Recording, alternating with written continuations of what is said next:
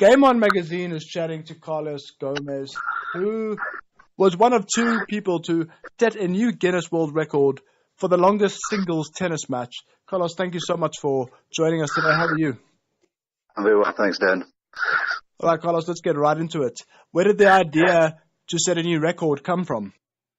The idea came when we basically started when we played a league match at Constantia Tennis Club, and we were experienced the conditions that they play in and play on. The courts were in shocking condition. There was no shelter. This was like playing on gravel, but yet the club and the members of the club, they were so keen on the game and so enthusiastic and so welcoming that when we walked away from there, we just decided we needed to do something for them and to help them out and to start grassroots tennis, which is a project to uplift the community and uplift tennis in the community and help these kids actually get a decent start in tennis and hopefully progress from there. Carlos, there's without a shadow of a doubt, it takes a lot of effort to organize something like this. What happened in behind the scenes to set something up like this? It was quite difficult. We tried the normal avenues of just asking club members, because I'm the chairman of the Constantia Tennis Club as well. So I was asking club members and friends and family to donate and see if we could raise any money that way. And that didn't really bear fruit at all. So we decided to do something extreme, which was to break the Guinness World Record for the longest singles match.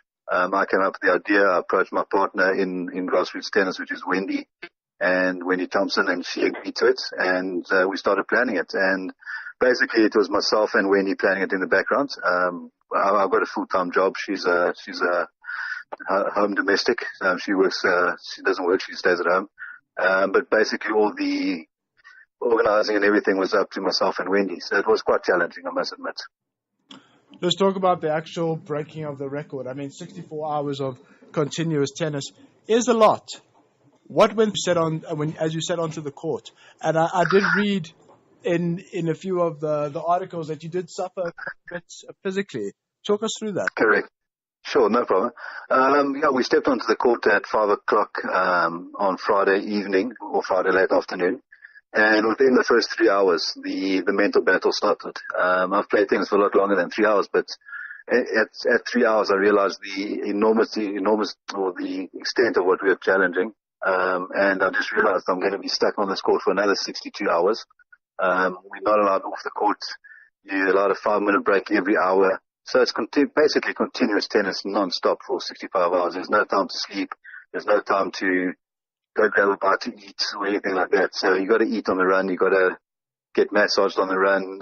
You can accumulate the time. So basically what we did was we played for 4 hours, accumulated 20 minutes, and then took 10 minutes every 2 hours until needed. When you had a slight injury, so then we took the 20 minutes to sort it out.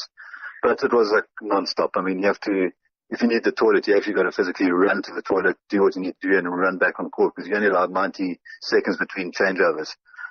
So it was very challenging, quite exhausting. The physical side of it was quite difficult. It's halfway through the challenge, I injured my right hand. I couldn't play tennis with my right hand, so I turned to left hand, and I started playing left-handed, which was very challenging in the beginning, but apparently I was actually quite good at playing left-handed, which I didn't know. There was a lot of mental battles, a lot of physical battles, but well worth it, and I'll definitely do it again. It sounds quite incredible. Carlos, when you and Wendy set the new record, what went through your mind? By that stage, I was suffering from massive sleep deprivation. Wendy was still quite strong. She carried on to finish the 65 hours. I stopped at around about 64 after breaking the world record. I was fatigued. I'd lost vision by that stage. I couldn't physically see. I was hallucinating at one stage. I wasn't on a tennis court. In my mind, I was in the middle of a pick and pay parking lot, and I was trying to serve the ball into a window of the third floor of a block of flats. I was completely out of it for the last hour or so, but recovered fairly quickly. So once I walked off the court, I had time to myself. I sat down for half an hour, had a quick medical just to make sure everything was in order. And after half an hour, I was back to normal. So I suffered a lot more than Wendy did. I did go into the challenge on Friday with a cold already. I had the flu, which didn't help the situation at all. So I suffered a lot more than Wendy. Wendy suffered on the Saturday evening. She went through a stage of extreme nausea.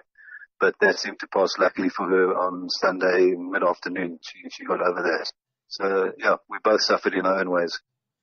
Carlos, as we end off, what's next for the record-breaking duo of Carlos and Wendy? Well, we're now going to set sights on the doubles world record, which is actually going to be broken end of this month by another 4 people in South Africa. They're going to be going for 58 hours, but their record will be short-lived because we're going to aim for 65 either end of this year or early next year. But we'll be breaking the doubles world record as well. Carlos, Game On Magazine would like to take this opportunity to thank you so much for spending some time with us, able to learn more about what it takes to break a world record. So thank you so much. Absolute pleasure. Thank you.